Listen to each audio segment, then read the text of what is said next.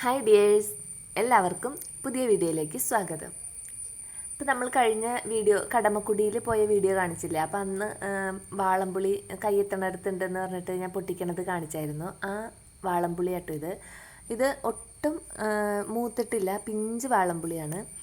അപ്പോൾ ഇത് വെച്ചിട്ട് ഒരു ചമ്മന്തി ഉണ്ടാക്കി കാണിക്കാനാണ് കേട്ടോ. അപ്പോൾ ചമ്മന്തി എന്ന് പറഞ്ഞു കഴിഞ്ഞാൽ ഇത് നമുക്ക് സ്റ്റോർ ചെയ്ത് വെച്ചേക്കാൻ പറ്റുന്ന ചമ്മന്തിയാണ്. എത്ര നാൾ വേണമെങ്കിലും കേടാവാതിരുന്നോളൂ. അപ്പോൾ അതിന് വേണ്ടിയിട്ട് ഇത് കുറച്ച് ഉലുവ വറുത്ത് പൊടിച്ചതാട്ടോ, വെറുതെ ചീനിച്ചട്ടിയിൽ വറുത്ത് പൊടിച്ച ഉലുവയാണ്. കുറച്ച് താഴെ പോയിട്ടുണ്ട്. പിന്നെ കല്ലുപ്പ് വേണം. കല്ലുപ്പ് തന്നെ എടുക്കാൻ നോക്കണം കേട്ടോ ഈ ചമ്മന്തിക്ക്. ഇനി നമുക്ക് ഈ വാളംപുളി മിക്സിയുടെ ജാറിലേക്ക് ഇട്ടിട്ട് ഈ കല്ലുപ്പും ഒരു സ്പൂണ് ഉലുവ പൊടിച്ചതും കൂടി ഇട്ടിട്ട് നമുക്ക് അരച്ചെടുത്തിട്ട് വരാം.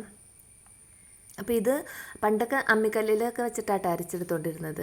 നന്നായിട്ട് ആദ്യം ഒന്ന് ക്രഷ് ചെയ്തെടുത്തു. അതിന് ശേഷം ഞാൻ ഉപ്പും ഉലുവപ്പൊടിയും അതിന് ശേഷം ഇട്ടിട്ടാണ് വീണ്ടും അരച്ചെടുത്തത്. ഈ കൂട്ടിങ്ങനെ ഉണ്ടാക്കിയിട്ട് ഇപ്പോൾ നമുക്കിത് കുറേ നാളൊക്കെ സൂക്ഷിച്ച് വയ്ക്കാനായിട്ടാണ്. ഇപ്പോൾ ഒരുപാട് പച്ച വാളംപുളിയൊക്കെ ഉണ്ട് കയ്യിലെന്നുണ്ടെങ്കിൽ ആ പുളി നന്നായിട്ട് കഴുകിയിട്ട് ഒരു ദിവസം ഒന്ന് വെയിൽ കൊള്ളിക്കണം. ആ പുളി നേരെ തന്നെ വെയിൽ കൊള്ളിച്ചെടുക്കുക. എന്നിട്ട് ഇതുപോലെ ചെയ്തിട്ട് ഉരുട്ടി വെച്ചേക്കാം. അപ്പോൾ അത് കുറേ നാളിരിക്കും എന്നാണ് പറയണത്. ഇതിപ്പോൾ നമുക്ക് അത്യാവശ്യത്തിന് ഇപ്പോൾ കുറച്ച് കിട്ടിയതല്ലേ, അപ്പോൾ അത് വെച്ച് വേഗം ഞാൻ വെയിലത്തൊന്നും ഇട്ടിട്ടില്ല, നേരെ തന്നെ അരച്ചെടുത്തു. ഇനി ഇത് അങ്ങോട്ട് മാറ്റി വയ്ക്കാം. പിന്നെ ഈ ചമ്മന്തിക്ക് വേറെ കുറച്ച് സംഗതികളും കൂടി വേണം കേട്ടോ. അപ്പോൾ ഇത് തേങ്ങയൊന്നും ഇല്ലാതെ തന്നെ നമുക്ക് കുറേ നാൾ സൂക്ഷിച്ച് വെച്ചേക്കാൻ പറ്റണ ടൈപ്പാണ് ഉണ്ടാക്കുന്നത്. അപ്പോൾ അതിന് വേണ്ടിയിട്ട് ആദ്യം തന്നെ കുറച്ച് വേപ്പില എടുത്ത് വെച്ചിട്ടുണ്ട്. വേപ്പില കുറച്ച് അധികം തന്നെ എടുത്തോട്ടോ, വേപ്പിലയൊക്കെ ഉള്ളിൽ ചെന്നാലും നല്ലതാണല്ലോ.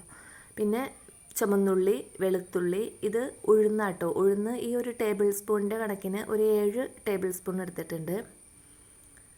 പിന്നെ വറ്റൽമുളക് വേണം. അപ്പം ഞാൻ കുറച്ച് പിരിയൻ മുളകും ബാക്കി സാദാ വറ്റൽമുളകും അങ്ങനെയാണ് എടുത്ത് വെച്ചിട്ടുള്ളത്.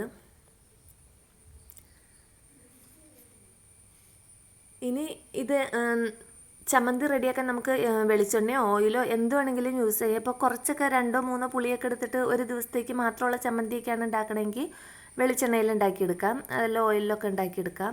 ഇതിപ്പോൾ കുറേ നാൾ വച്ചേക്കാനായിട്ടാണ് ഉണ്ടാക്കണതെങ്കിൽ നല്ലെണ്ണ എടുത്തിട്ട് ചെയ്യണതാണ് നല്ലത്. അപ്പോൾ കുറേ നാളത് കേടാവാതിരിക്കും. അപ്പം ഞാനിതിപ്പോൾ നല്ലെണ്ണയിലാട്ടോ ചെയ്യണത്. ചട്ടി ചൂടായപ്പോൾ ആവശ്യത്തിന് നല്ലെണ്ണ ഒഴിച്ചു കൊടുത്തിട്ടുണ്ട്. ഇനി നമ്മൾ എടുത്ത് വെച്ചിട്ടുള്ള ഓരോ ഇൻഗ്രീഡിയൻസും ഇട്ടിട്ട് നമുക്ക് മൂപ്പിച്ച് കോരിയെടുക്കാം. അപ്പോൾ ഒരു കഷ്ണം കായം കൂടി ഇട്ട് കൊടുത്തിട്ടുണ്ട് കേട്ടോ.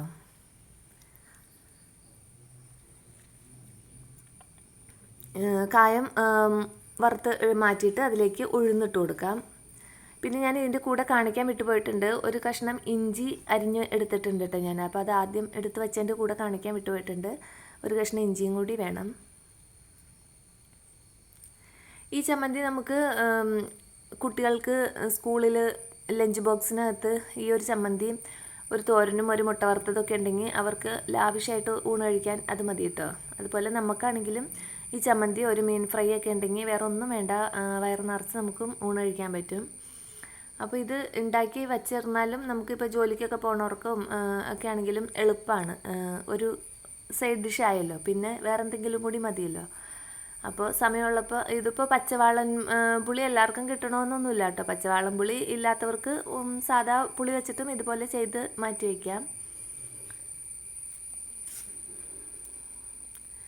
അങ്ങനെ ഞാൻ ഓരോന്നായിട്ട് ഇങ്ങനെ വറുത്ത് കോരിക്കൊണ്ടിരിക്കുന്നുണ്ട് കേട്ടോ. അപ്പോൾ ഈ മുളക് വറുത്തെടുക്കാൻ നേരത്ത് ഒന്നായിട്ടിട്ട് വറുക്കാൻ നിൽക്കരുത്. അത് ഇങ്ങനെ എല്ലാ മുളകും അങ്ങനെ മൂത്ത് കിട്ടില്ല. അപ്പോൾ കുറേശ്ശെ ഇട്ടിട്ട് ചെയ്യുകയാണെങ്കിൽ പെട്ടെന്ന് മൂത്തും കിട്ടും, ജോലിയും കഴിയും, എല്ലാം നല്ല ഈക്വലായിട്ട് കിട്ടുകയും ചെയ്യും. ഒന്നിച്ചിടുമ്പോൾ അത് ശരിയായി കിട്ടില്ല കേട്ടോ.